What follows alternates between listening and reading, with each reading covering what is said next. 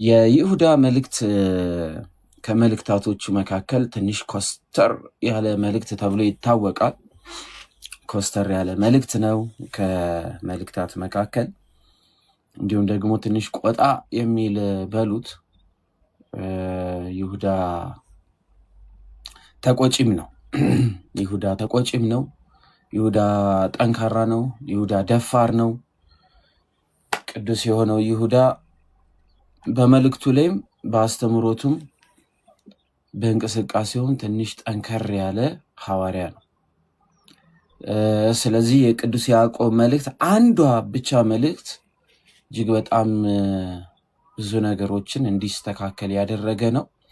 የይሁዳ መልእክት እንዲጻፍ በዋነኝነት ምክንያት የሆነው ቢጻሳያኖች ናቸው። እነዚህ የሐሰት መምህራን፣ በሐሰት የሚያስተምሩ የሐሰት መምህራን ተብሎ የሚጠሩት እነሱ ቢጻሳያኖች እነሱን ለማስተካከል እና እነሱን ከእውነተኛይቷ ቤተክርስቲያን ነጥሎ ለማውጣት የተጻፈ መልእክት ነው። አንነጥልም፣ እነሱን አናስወጣም በሚሉት ላይ ደግሞ እንደ ሰዶም እና ጎሞራ ከሰማይ እንደወደቁት መላእክት ያለ እርግማን በላያቸው ላይ ሞት በላያቸው ላይ እንደሚመጣ ቅዱስ ያዕቆብ የተናገረበት ክፍል ነው። ስለዚህ ወይ ተስተካከል ወይ ደግሞ ለሚመጣባችሁ ቁጣ ተዘጋጁ በማለት ቅዱስ የሆነው ይሁዳ በዚህ በይሁዳ መልእክቱ ላይ በደንብ አድርጎ ያስቀምጣል ማለት ነው። የኢየሱስ ክርስቶስ ባሪያ ብሎ ራሱን ይጠራል። ቅዱስ ይሁዳ ሲጀምር ያዕቆብ ላይ ስለከረብን ያዕቆብ እያልኩ ነው፣ እያረማችሁ ስሙት ከተሳሳትኩ። ቅዱስ የሆነው ይሁዳ የኢየሱስ ክርስቶስ ባሪያ ብሎ ራሱን ይጠራል። አገልጋይ ማለት ነው። ለኢየሱስ ክርስቶስ አገልጋይ የመሆን ክርስቶስን ለማገልገል የኢየሱስ ክርስቶስ አገልጋይ ለመሆን የተጠራው በማለት ራሱን ይጠራል። የያዕቆብ ሲል መልእክቱን የላከው ያዕቆብ ማለት ነው። መልእክተኛው ያዕቆብ የኢየሩሳሌም ሊቀ ጳጳስ የሆነው ያዕቆብ፣ ከዚህ ከይሁዳ መልእክት በፊት የተማርነው ያዕቆብ ማለት ነው። የያዕቆብ ወንድም የሆነ የስጋ ወንድም የሆነ ከአንድ ቤተሰብ የሆኑ ከአንድ አካል የሆኑ ያዕቆብ ወንድም የሆነ ይሁዳ በማለት ራሱን ይጠራል ማለት ነው። ስለዚህ ሁለት ይሁዳዎችን እናገኛለን። አንደኛው የአስቆሮቱ ይሁዳ ነው፣ ክርስቶስን የካደው እናገኛለን። ይህኛው ይሁዳ ደግሞ የኢየሱስ ክርስቶስ ወንድም ተብሎ የሚጠራው የያዕቆብ ወንድም ተብሎ የሚጠራው ይሁዳ ነው። በገሊላ ያደጉ ስለሆኑና ከጌታ ከኢየሱስ ክርስቶስ ጋር አብረው ያደጉ የገሊላ ሰው ከመሆናቸው የተነሳ ያዕቆብና ይሁዳ የጌታ የኢየሱስ ክርስቶስ ወንድሞች ተብሎ ይጠራሉ ማለት ነው። ቅርብ ስለነበሩ፣ አንድ አካባቢ ስለነበሩ፣ ከአንድ ሰፈርም ከአንድ አካባቢ የሚወጡ ስለሆኑ ይሁዳና ያዕቆብ የጌታ የኢየሱስ ክርስቶስ ወንድም ተብለው ይጠራሉ ማለት ነው። በእግዚአብሔር አብ ተወልደው ለኢየሱስ ክርስቶስ ተጠብቀው ለተጠሩት በማለት ይናገራል። ይህችን ቃል ስታስታውሱ ቅዱስ የሆነው ይሁዳ ይህን ቃል ሲጠቀም ጌታችን መድኃኒታችን ኢየሱስ ክርስቶስ በዚህ በዮሐንስ ወንጌል ምዕራፍ 17 ላይ የአንተ የሆኑት ሁሉ ለእኔ እንደሆኑ የእኔ ሁሉ ለአንተ እንደሆኑ በማለት አንድ ተናግሯል። እግዚአብሔር አብን አይኖቹን አነሳ፣ ቀናም አድርጎ ወደ አባቱ እንዲህ በማለት ተናገረ የሚለው ክፍሉ ላይ የአንተ የሆኑት የኔ ናቸው፣ የኔ የሆኑት የአንተ ናቸው ብሎ መናገሩ እናስታውሳለን። አንድ ከአንተ የሆነው ሁሉ ለእኔ ነው በማለትም ተናግሯል።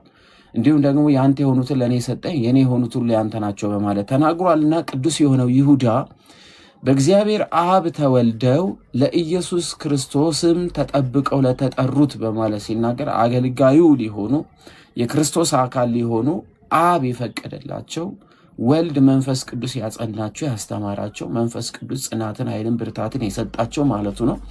ስለዚህ እነዚህ በክርስቶስ የሆኑትን ሲናገር ወይም ደግሞ ጌታ ኢየሱስ ክርስቶስን በማመን ክርስቲያን ተብለው ለተጠሩ ለነሱ የተነገረ ነው። እኔ ጋ መዝሙር የለም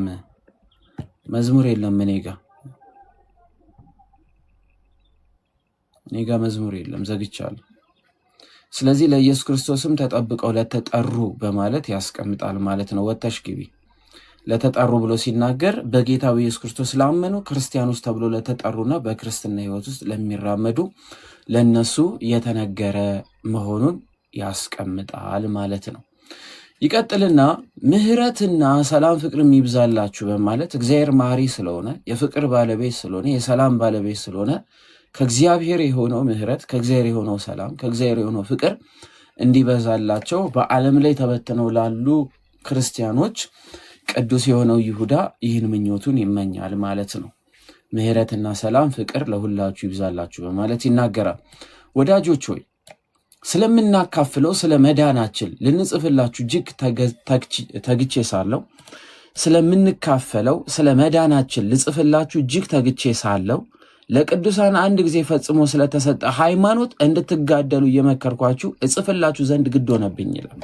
ለቅዱሳን ሃይማኖት የተሰጠችው አንድ ጊዜ ናት። ሃይማኖታቸውም ክርስቶስ፣ በክርስቶስ ኢየሱስ ያመኑ ቀጥተኛ የሆነችዋን የሐዋርያትም የጌታን ትምህርት የያዙ ሰዎች፣ እነዛ ሰዎች ቅዱሳን ተብሎ ይጠራሉ።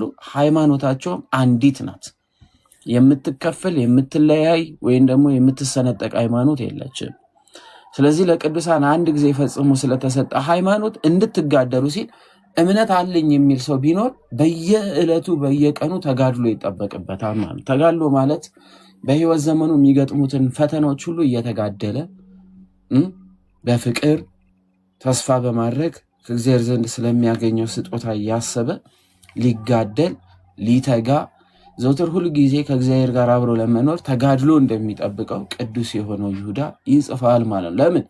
ስለምንካፈለው መዳናችን፣ ስለሚሰጠን መዳናችን ድነዋል። ነገር ግን ታዲያ ስለምንካፈለው ስለ መዳናችን ልጽፍላችሁ እጅግ ተግቼ ሳለሁ ማለቱ ድነዋል፣ ግን በመዳን ውስጥ ግን ስላለው ግን የመዳን ሂደት ግን በደንብ አድርጎ ይነግራቸዋል። ምክንያቱም ከዚህ የመዳን ተጋድሎ ከወጡ የዘላለም ሕይወትን ስለሚያጡ ድነናል ብለን የምንቀመጥበት ጉዳይ አይደለም።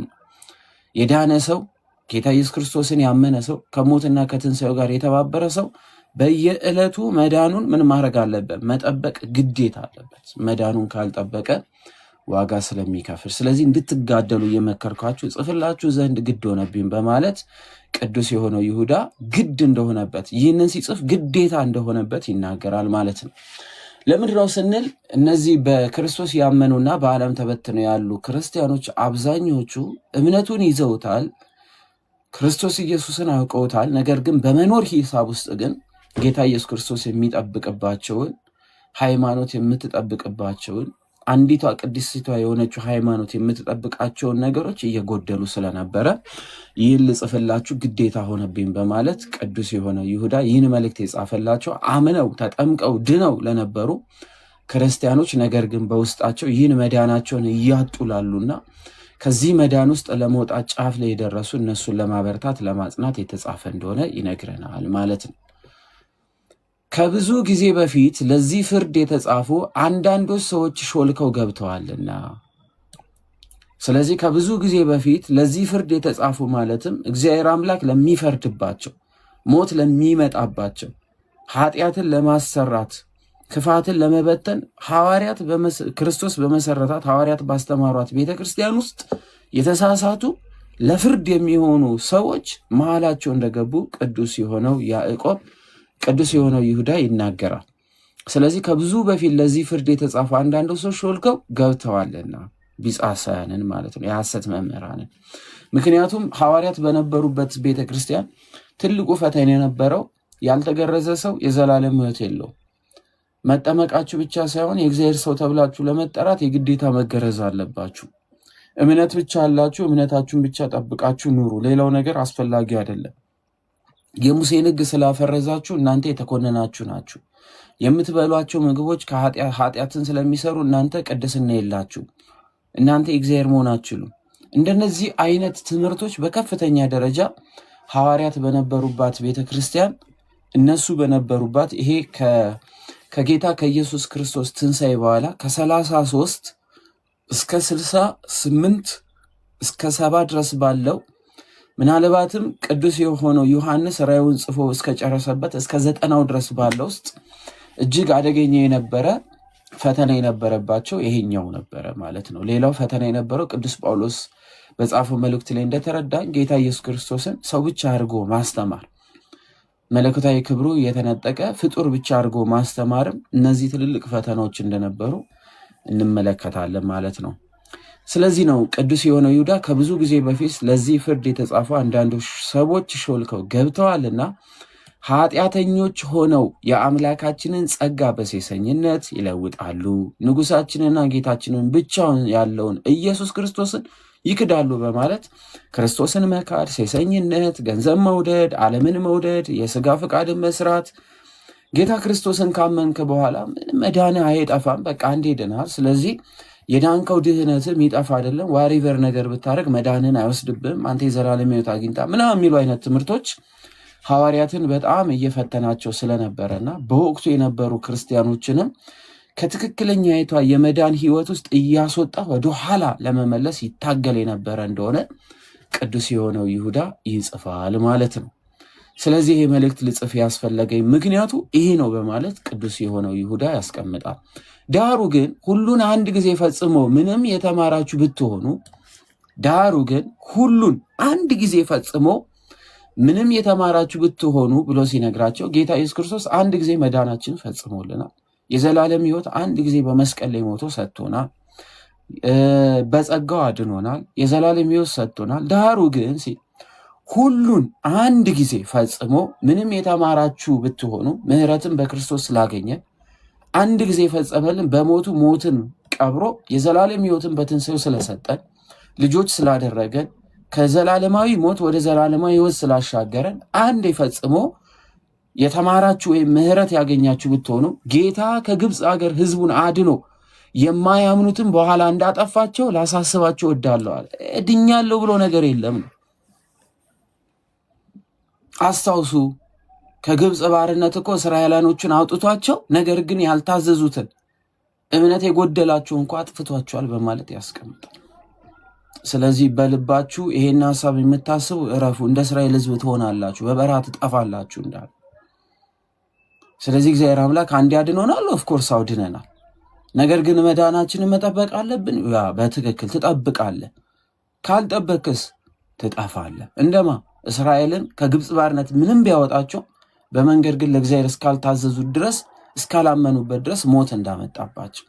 ስለዚህ የማያምኑትን በኋላ እንዳጠፋቸው ላሳስባችሁ እወዳለሁ። ከዛስ መኖሪያቸውንም የተዉትን እንጂ የራሳቸውን አለቅነት ያልጠበቁትን መላእክት በዘላለም እስራ ከጨለማ በታች እስከ ታላቁ ቀን ፍርድ ድረስ ጠብቋቸዋለን። ያልታዘዙትን ምንም ቅዱሳን ቢሆን ምንም መኖሪያቸው በላይ ቢሆን የብርሃናት መላእክት ተብሎ ቢጠሩ ለእግዚአብሔር እስካልታዘዙ ድረስ በላያቸው ላይ ምን መጥቶባቸዋል? ሞት መጥቷል። እስከ የፍርድ ቀን ድረስ በጨለማ ውስጥ ታግዘው ቁጭ ብለው። ስለዚህ አንዴ የሚባል ትምህርት የለም። እየሰማችሁ ሐዋርያት እንዲህ ነው የሚያስተምሩት። ይሄ የመዳኑን ነገር ቀለል አድርገው ብቻ የሚያዩት አይደለም። ድነናል፣ ኦፍኮርስ በቃ ከዚህ በኋላ ምንም የሚባል ታሪክ አይደለም። ይሄ ሐዋርያት የሚያስተምሯት ያዕቆብንም አይታችኋል። የይሁዳንን መልእክት እያያችሁ ነው። የጴጥሮስን መልእክት አይታችኋል። የዮሐንስን መልእክት አይታችኋል።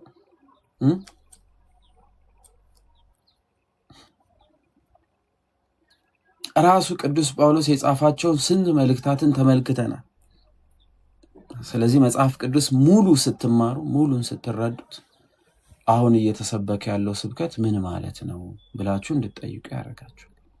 ምንድን ነው?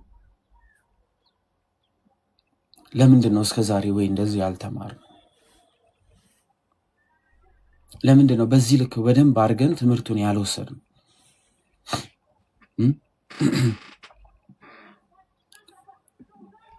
ስለዚህ መኖሪያቸውን የተዉትን እንጂ የራሳቸውን አለቅነት ያልጠበቁትን ራስህን የመጠበቅ ግዴታ አለብን። ራሳችን የመጠበቅ ግዴታ አለብን።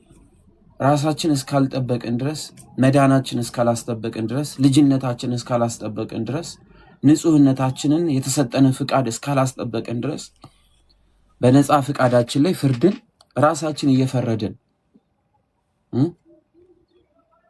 ስለዚህ ያልጠበቁት መላእክት በዘላለም እስራት ከጨለማ በታች እስከ ታላቁ ፍርድ ቀን ድረስ ጠብቋቸዋል።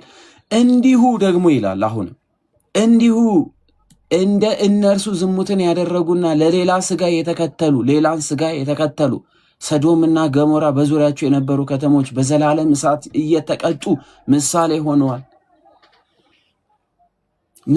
ሆነዋል ላልተመለሱ ለነሱ መቀጣታቸው ምሳሌ ሆኖናል። የሚጠብቀን ቅጣት ከባድ ስለሆነ ምክንያቱም ከጣዖት አምልኮት የመጡት ወደ ጣዖት አምልኮት ይመለሱ ነበረ። በክርስትና ሕይወት ውስጥ የነበሩ ወደ ዓለም ስጋዊ ፍቃድ ይመለሱ ስለነበረ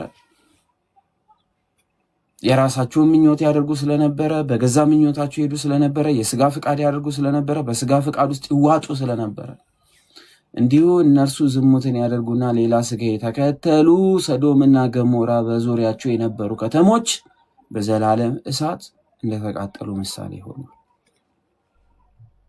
እንዲሁ እነዚህ ሰዎች ደግሞ እያለሙ ስጋቸውን ያረክሳሉ፣ ጌትነትን ይጥላሉ፣ ስልጣን ያላቸውን ይሳደባሉ። ቅዱሳንን መሳደብ፣ የእግዚአብሔር ሰዎችን መሳደብ፣ ሽማግሌዎችን መሳደብ፣ የእግዚአብሔር አገልጋዮችን መሳደብ፣ በስጋ ምኞት ውስጥ ሄዶ ከፍ ያሉትን ሁሉ ማዋረድ፣ ግብራቸው እንደዛ የሆኑ ሰዎች ከእግዚአብሔር ዘንድ ቅጣት እንደሚጠብቃቸው ያስቀምጣል።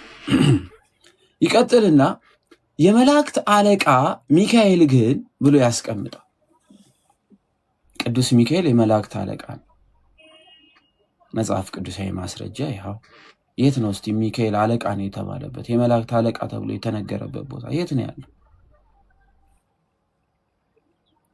ይኸው። የመላእክት አለቃ ሚካኤል ግን ከዲያብሎስ ጋር በተከራከረ ጊዜ ስለ ሙሴ ስጋ ሲነጋገር፣ ስለዚህ ስለ ሙሴ ስጋ ሚካኤል ይከራከራል ማለት ነው። ለምሮ የተከራከረ እንኳን አይደለም ለነፍሱ ሙሴ ነፍሱ ወጣ በድል ለሆነው ስጋው ሚካኤል እንኳን ሲከራከርለት ነበር። ለምሮ የተከራከረ የሙሴን ስጋ ወስደው ሰይጣን የሙሴን ስጋ ወስዶ መቃብሩን አሳይቷቸው እስራኤልን ወደ ኃጢአት እንዲገቡ ለሙሴ ስጋ እንዲሰግዱ ከእግዚአብሔር አምላክ ትእዛዝ ወጥተው ሙሴን እንዲያመልኩ ምናምን ለማድረግ አይደለም ዲያብሎስ የመጣው። ሚካኤል ደግሞ ህዝቡን ደግሞ ከምን ጠበቃቸው? ከስህተት መንገድ። በሙሴ ስጋ ላይ ተከራከረ። ምን አለው ታዲያ? ጌታ ይገሥጽህ አለው እንጂ የስድብ ፍርድ ሊናገር አልደፈረም። ካፉ ስድብ አልወጣም። ጌታ ይገሥጽህ አለው እንጂ። ስለዚህ ይሄ የመልአኩ ቃል ሰይጣንን ገሥጾታል? አልገሠጸው? እስራኤልንስ ጠብቋቸዋል? አልጠበቃቸው? የሙሴ ስጋንስ ሰውሮታል? አልሰወረው? ስለዚህ የመላእክትን ኃይል አቃሎ መመልከት፣ መሳደብ፣ ቅዱሳንን መሳደብ፣ ከክብር ማሳነስ ከሐዋርያት ትምህርት ውጪ ነው። አንድም ቦታ መላእክትን አሳንሶ አንድም ቦታ ቅዱሳንን አሳንሶ የተጻፈ ወንጌል የለም። እንቀጥል እስኪ። እነዚህ ግን የማያውቁትን ሁሉ ይሳደባሉ።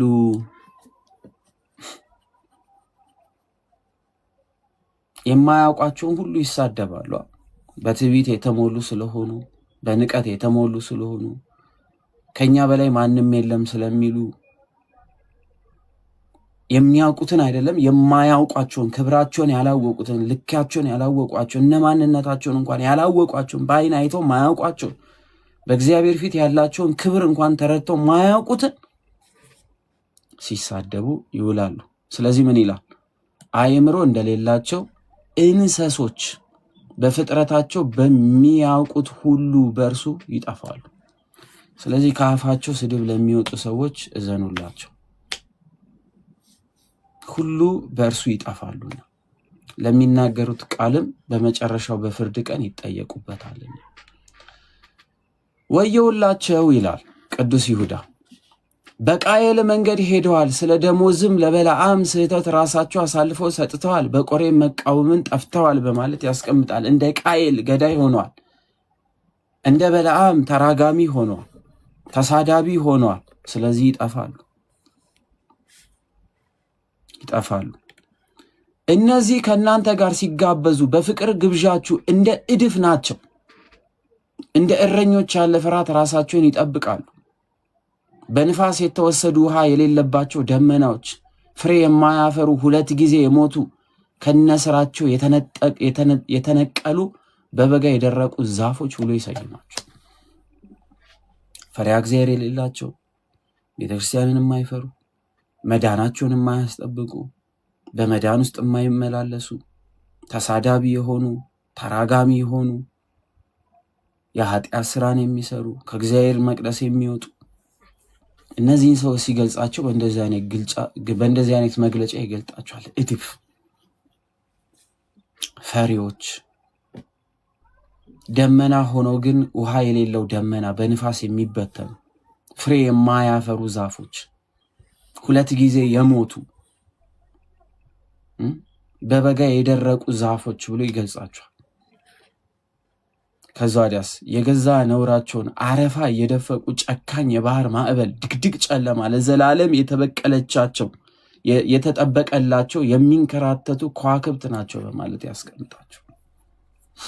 የዘላለም ፍርድ ይጠብቃቸዋል፣ የዘላለም ሞት ይጠብቃቸዋል፣ የዘላለም ማዕበል የሚጠብቃቸው ናቸው።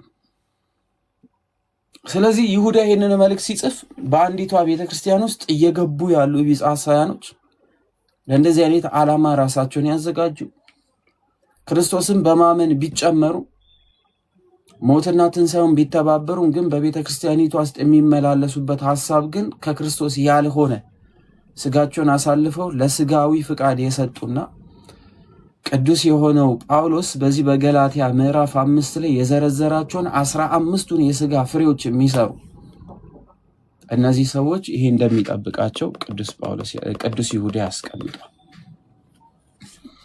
አሁን እያስተማሩ ነው ያሉት ትምህርት ለነዚህ ትምህርቶች መንገድ የሚከፍቱ ናቸው። መንገድ የሚከፍቱ ናቸው። የምትሰሟቸው ትምህርቶች ሰው ብትገላ አትጠየቅም፣ አንዴ ከዳንክ ነፍስህን ሳይሆን ስጋህን ነው የምትቀጣው፣ እሱም ጊዜያዊ ነው ቅጣቱ። ነፍስህማ አንዴ በጌታ ድናለች፣ ከዳንክ በኋላ የምን ሞት ነው የምታወራው? ድኛለው ብለህ የምን ድናለው ማለት ነው? ከዛ ወዲያ እየዳንኩ ነው ብለህ ምናምን ምንድን ነው? አንዴ ከዳንክ ድናል፣ በቃ አለቀ። መንግስቱን ወርሰሃል፣ ካላስ ከዚህ በኋላ ከመንግስቱ የሚያስወጣ የለ ምናምን የሚባሉ ትምህርቶች ለእነዚህ ትምህርቶች መንገዳቸውን የከፈቱ መሆኑን እወቁ።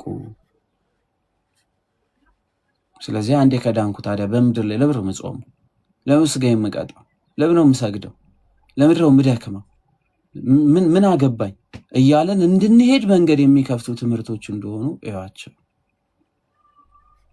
እግዚአብሔር አምላክን በፍርሃት ውስጥ መጠበቅ፣ ለእግዚአብሔር አምላክ የምንሰጠውን ክብር ማውረድ፣ እኔና ኢየሱስ ክርስቶስ ወንድማማቾች ነን የሚሉ አይነት ትምህርቶች፣ ኢየሱስ ልክ እንደኔ ያኔ ሰው ነው፣ እኔና ኢየሱስ በሰውነት አንድ ነን የሚሉ አይነት የስህተት ትምህርቶች፣ መለኮትን ገንዘብ ያደረገ ስጋ፣ መለኮትን ገንዘብ ያደረገ ሰው እንደሆነ እየረሱ ሰው ብቻ የሚያደርጉ አስተሳሰቦች፣ ቀላል የሚመስሉ ግን ደግሞ የሐዋርያት ትምህርት የሚመስል ትምህርቶች ወደኛ እያዘለቁ እያስገቡ ያሉ ሰዎች በዓለም ላይ ወንድ ከወንድ የሚያጋቡ ሆነዋል። ሴትን ከሴት የሚያጋቡ ሆነዋል። ዝሙትን የሚፈጽሙ ሆነዋል። ዘራፊ ሆነዋል። ገዳይ ሆነዋል። ፈሪሃ እግዚአብሔር ጠፍቷቸዋል። እግዚአብሔር ላይ የሚዘባበቱ ሆነዋል። ራሳቸውን እንደ ክርስቶስ የሚያዩ ኢየሱስ ክርስቶስና እኔ አንድ ነን ብለው እስከ መናገር የደረሱ ትምህርቶች እየሰማችሁ ነው። እንደዚህ አይነት ትምህርቶች ወደዚች ሀገር እየገባ ነው ማለት ነው። ለዚህ ነው ነቃ ማለትና የይሁዳን መልእክት ማንበብ የሚጠበቅብን። ነቃ ማለት ያስፈልጋል። ሌላው ሐዋርያት የተቀበሉትን ታላቁን ሚስጥር የያዘውን መጽሐፍ ዓለም እንዳይቀበለው ትልቅ ስራ ተሰርቷል። ለምን ሲባል የመናፍስቱን የዚህን የጨለማውን ዓለም ሐሳብ ግልጽ አድርጎ ስለሚናገር ሚዩት እንዳታደርጓቸው፣ እሺ ይቀመጡ። ምንም ሚዩት እንዳታደርጓቸው፣ ይስሙት፣ ሰው ራሳቸውንም ይግለጡ።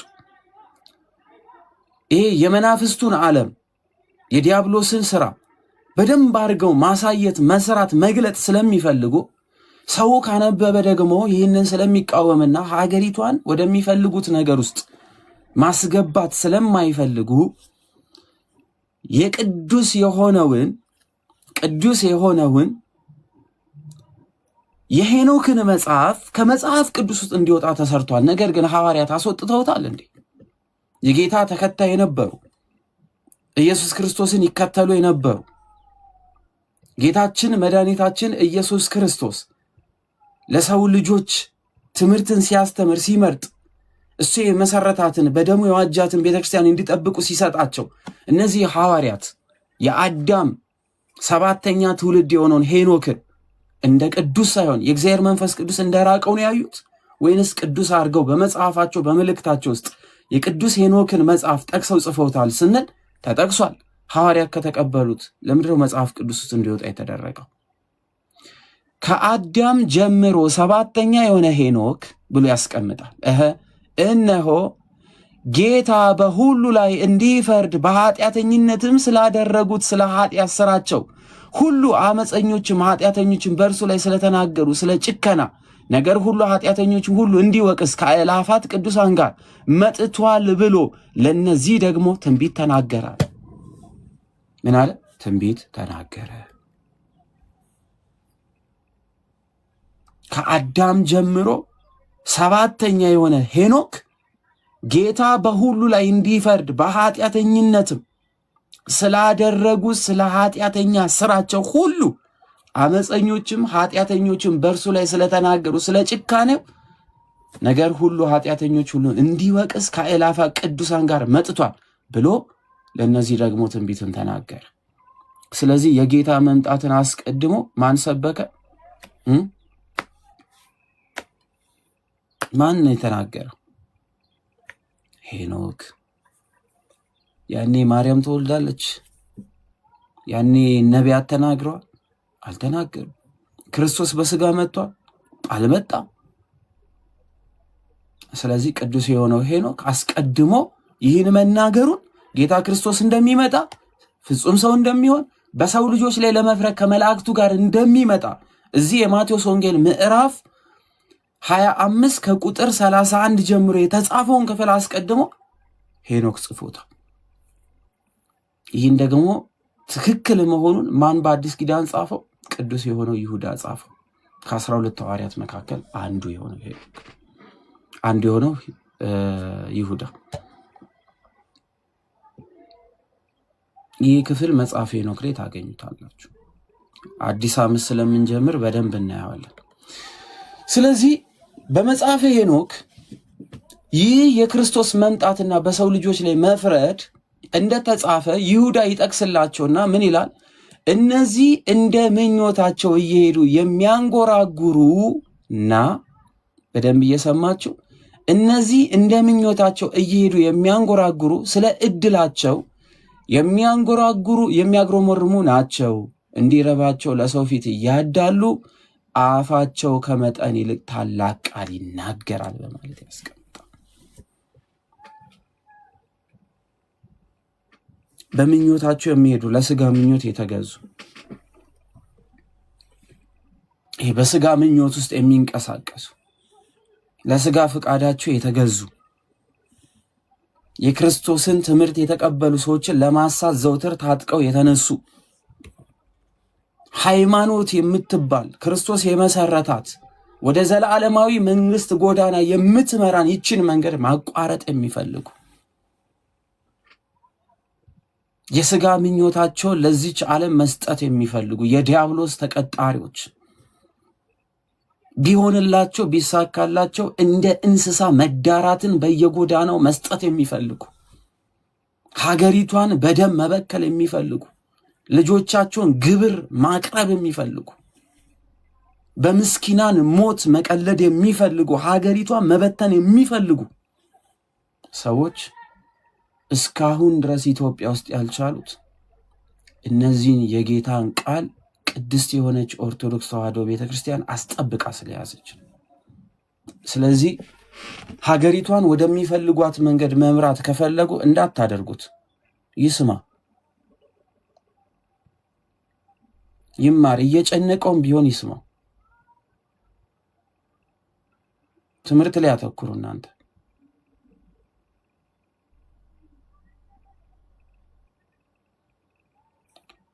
ወደ ትምህርታችን እንመለስ። ስለዚህ ሀገሪቷን ወደዛ ለመምራት ይፈልጋሉ።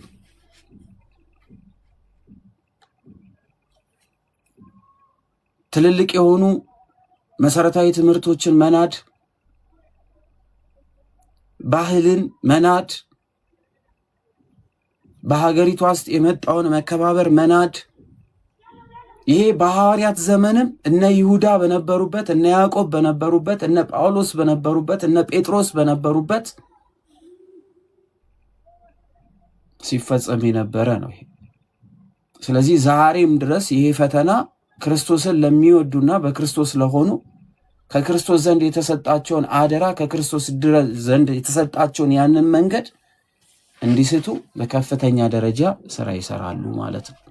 ለዚህ ነው ከመጠን ይልቅ ታላቅ ቃል ይናገራል በማለት የሚያስቀምጠው። ስለዚህ ምን ይላል? እናንተ ግን ወዳጆች ሆይ በጌታችን በኢየሱስ ክርስቶስ ሐዋርያት ቀድሞ የተነገረ ቃልን አስቡ ብሎ ያስቀምጣል። በጌታችን በኢየሱስ ክርስቶስ ሐዋርያት ቀድሞ የተነገረውን ቃል አስቡ። ስለዚህ በእንደነዚህ አይነት ፈተናዎች ውስጥ አስቀድሞ ጌታችን ኢየሱስ ክርስቶስ በሐዋርያት በኩል የተናገረው እንድንጠብቀው አደራ የተሰጠንን እርሱን የሐዋርያትን ቃል እንድናስብና እንድንጠብቅ ይነግረናል። እነርሱ ይልና በመጨረሻ ዘመን በኃጢአተኝነት እንደገዛ ምኞታቸው እየሄዱ ዘባቾች ይሆናሉ ብሏቸዋልና፣ ይዘብታሉ፣ ይሳደባሉ፣ ይናገራሉ፣ ብዙ ነገር ያደርጋሉ። በመጨረሻው ዘመን በኃጢአተኝነት እንደገዛ ምኞታቸው እየሄዱ ዘባቾች ይሆናሉ ብሏቸዋልና። ስለዚህ ይህንን አስቡ፣ አስታውሱ። እግዚአብሔርን የሚሳደብ ሀገርን የሚሳደብ ሽማግሌዎችን የሚሳደብ ትውልድን የሚሳደብ አስተማሪዎችን የሚሳደብ አንድነትን የሚሰድብ የሚከፍል የሚያጠፋ ዘባቾች እንደሚመጡ አስቀድሞ ተናግሯል። ይህንን አስቡ።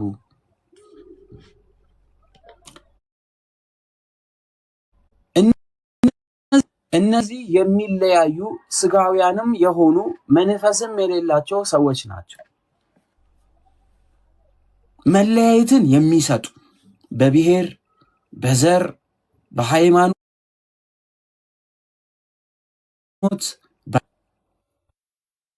የሚከፍሉ መከፋፈልን በደንብ አድርገው የሚሰጡ ሰዎች የቆሙባቸው መሬቶች ጽኑ መሬት እንዳልሆኑ የሚያሳዩ ባላቸው ገንዘብ፣ ባላቸው ምድራዊ ዕውቀት፣ ባላቸው ብልጭልጭ ነገር ውስጥ የእግዚአብሔር የሆኑ ሰዎችን ማሳት የሚፈልጉ የዲያብሎስ ተላላኪዎች፣ የጨለማው ገዢ መልእክተኞች፣ አምባሳደሮች የሚበዙበት ጊዜ ነው። ለዚህ ነው እነዚህ የሚለያዩ ስጋውያንም የሆኑ መንፈስም የሌላቸው ሰዎች ናቸው። መንፈሳውያን አይደሉም። ጨካኝ ናቸው፣ አረመኔዎች ናቸው፣ እንስሳዊ ግብር ያላቸው ናቸው። ምኞታቸው፣ ፍቃዳቸው፣ ስጋቸው ለኃጢአት የተገዛ ኃጢአትን ለመስራት የተገዙ ሰዎች እንደሆኑ ይሁዳ ይነግረናል። ይሄ ስለሚመጣው ዘመን አሁን ስላለበት ዘመንና ስለ ፍጻሜው ዘመን በደንብ አድርጎ የሚናገርበት ክፍል ነው። እናንተ ግን አለ። እሺ እኛ ምን እናድርግ? እናንተ ግን ወዳጆች ሆይ ከሁሉ ይልቅ በተቀደሰች ሃይማኖታችሁ ራሳችሁን ለማነጽ እየተጋችሁ በመንፈስ ቅዱስ እየጸለያችሁ አለ። ምን ያለችዋ? በተቀደሰችዋ ሃይማኖት ውስጥ። ስለዚህ ሃይማኖትን የሚሰድብ አካል የተቀደሰችዋን ሃይማኖት ይቃወማል።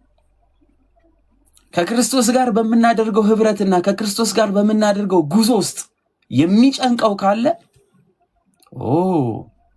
ያ አካል የዲያብሎስ ተገዢ ነው። ሐዋርያት ካስተማሩት ትምህርት ውጪ ሌላ ትምህርት ሊሰብክ ወይም ደግሞ ለማስገባት እየሞከረ ከሆነ የተቀደሰችዋን ሃይማኖታችሁን ሊያጠፋባችሁ እየታገለ ነው። ስለዚህ ከሁሉ ይልቅ በተቀደሰ ሃይማኖታችሁ ራሳችሁን ለማነጽ እየተጋችሁ በመንፈስ ቅዱስም እየጸለያችሁ ይላል። ስለዚህ መንፈስ ቅዱስን መጠየቅ እንዳለብን ይነግረናል። መንፈስ ቅዱስን እየጠየቅን የመንፈስ ቅዱስን እገዛ እየለመንን የጌታችን የመድኃኒታችን የኢየሱስ ክርስቶስን አምላክነት እየመሰከርን ከእግዚአብሔር አብ ዘንድ ለእኛ የተሰጠንን የልጅነት ጸጋ እየጠበቅን በተቀደሰችዋ ሕይወት ውስጥ እንድንጓዝ ቅዱስ የሆነ ይሁዳ እውነተኛ የሆነችዋን ሚስጥር የተሞላባትን የኋለኛ ጊዜ ፈተናዋ ዓለም አሁን እየጀመረ ወዳለው ወደ ዲያብሎስ ተገዥነት፣ ወደ ስጋ ፍቃድ፣ ወደ ብልጭልጩ ዓለም እንዳንገባ መንፈስ ቅዱስን እየጸለይን እየተጋን እየጠየቅን ወደ ዘላለም ሕይወት የሚወስደውን የጌታችንን የኢየሱስ ክርስቶስን ምሕረት ስትጠባበቁ በእግዚአብሔር ፍቅር ራሳችሁን ጠብቁ በማለት ይናገራል። ራሳችንን መጠበቅ ካለብን ጌታ ኢየሱስ ክርስቶስን የዘላለም አዳኝ የዘላለም ጌታ ብለን እየመሰከርን የኢየሱስ ክርስቶስን አምላክነት ስንሰብክ የኢየሱስ ክርስቶስን ገዢነት ስንሰብክ የሚጮህ መንፈስ አለ፣ የሚቃወም የዲያብሎስ መንፈስ አለ። ኦፍ ኮርስ እኛ ከስጋና ከደም ጋር ችግር የለብንም። የሚቃወመን ጠላት ግን የማያንቀላፋ እንደሆነ እናውቀዋለን። ስለዚህ ይህንን ድል የምንነሳበት እኛም የእግዚአብሔር ልጆች የምንሆንበት እግዚአብሔርም ለእኛ አባት ሆኖ የሚኖርበት ያቺ መንገድ ምንድናት? የኢየሱስ ክርስቶስን አምላክነት እየመሰከርን ከጌታችን ከመድኃኒታችን ከኢየሱስ ክርስቶስ ዘንድ ምሕረትን እየተጠባበቅን በእግዚአብሔር ፍቅር ራሳችንን እንጠብቅ እንደሆነ ቅዱስ የሆነው ይሁዳ ይነግረናል ማለት ነው። ስለዚህ እግዚአብሔር አምላክ ለእኛ የሚያደርግልንን ምሕረት የምንጠብቅ ከሆነ በስጋ ወራት እያለን ከእግዚአብሔር ዘንድ ስለሚሰጠን ዘላለማዊ ስጦታ እያሰብን መዳናችን እየጠበቅን በመዳን ውስጥ የሚጠበቅብንን መንገድ እየተከተልን ከክርስቶስ ዘንድ ምሕረትን መጠበቅ እንዳለብን ይሁዳ ይነግረናል ማለት ነው። ስለዚህ ዓለም ነገሮችን ቀለል አድርጎ ሊሰጣችሁ ሲሞክር ለመቀበል ዝግጁ እንዳትሆኑ።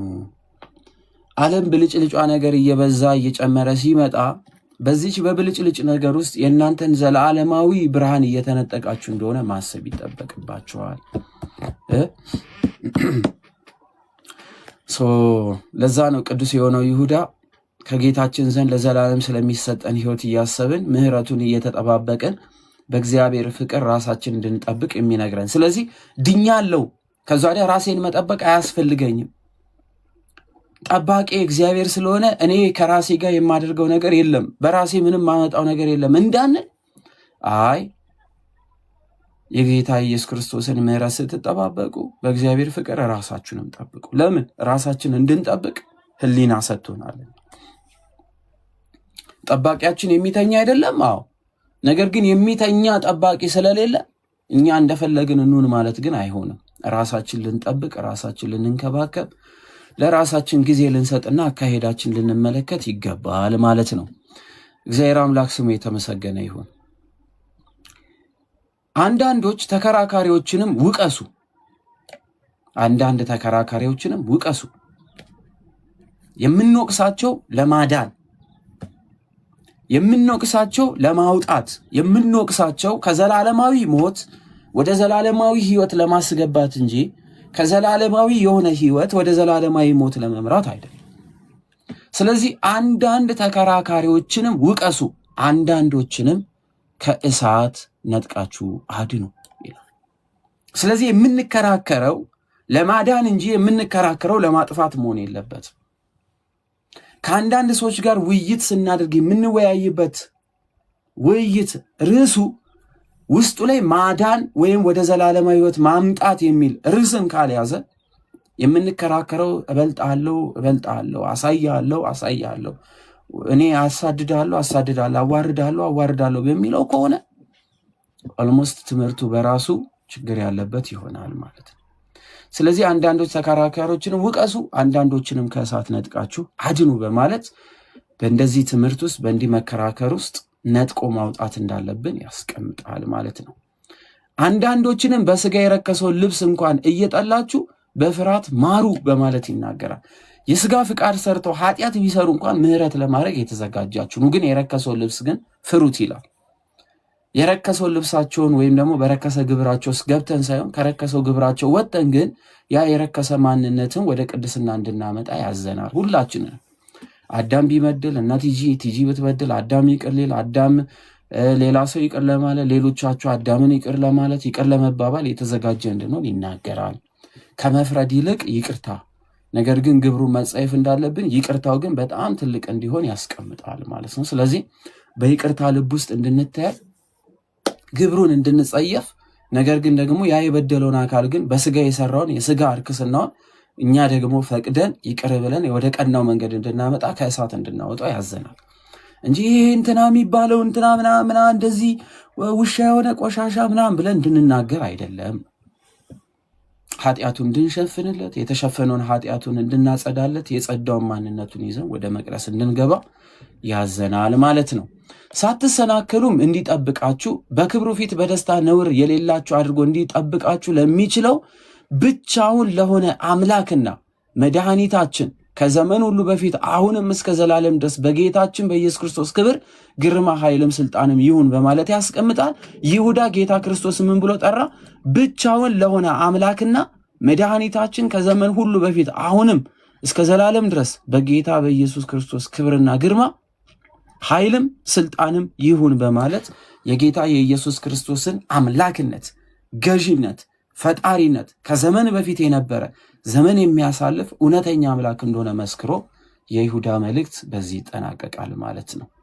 ስለዚህ ቅዱስ የሆነው ይሁዳ ዓለም ስለሚገጥማት የወደፊት ፈተና፣ ስለ ቢጸ ሐሳውያኖች፣ ሃይማኖትን ስለሚክዱ፣ ሃይማኖት ላይ ስለሚዘባበቱ፣ በኋለኛው ዘመን እግዚአብሔርን የማይፈሩ ትውልዶች እንደሚመጡ፣ እንዲሁም ደግሞ የመጽሐፈ ሄኖክን ምዕራፍ 1 ቁጥር 9 ላይ ያለችዋን ክፍል ጠቅሶ ወደፊት ጌታ ኢየሱስ ክርስቶስ እንደሚመጣ፣ እነዚህ ሰዎች ፍርድ እንደሚጠብቃቸው፣ የዘላለም ሞት እንደሚጠብቃቸው ይናገርና እናንተ ግን ራሳችሁን በክርስቶስ ታድኑ ዘንድ ምሕረቱን እያሰባችሁ ራሳችሁን ጠብቁ በእግዚአብሔር ፍቅር እያለ የሐዋርያትን ትምህርት እንድንሰማ፣ የክርስቶስን ትምህርት እንድንሰማ አስጠንቅቆን፣ የኋለኛው ዘመን ግን ለእንደነዚህ አይነት ክርስቶስን ለሚወዱ ሰዎች ፈተናው እየጨመረ የሚመጣና የሚዘባበቱ ሰዎች የሚበዙበት ዘመን ከፊታችን እንደሚጠብቀን ነግሮ የይሁዳ መልእክት ይጠናቀቃል ማለት ነው። ያስተማረን የመከረን እግዚአብሔር አምላክ ስም የተመሰገነ ይሁን።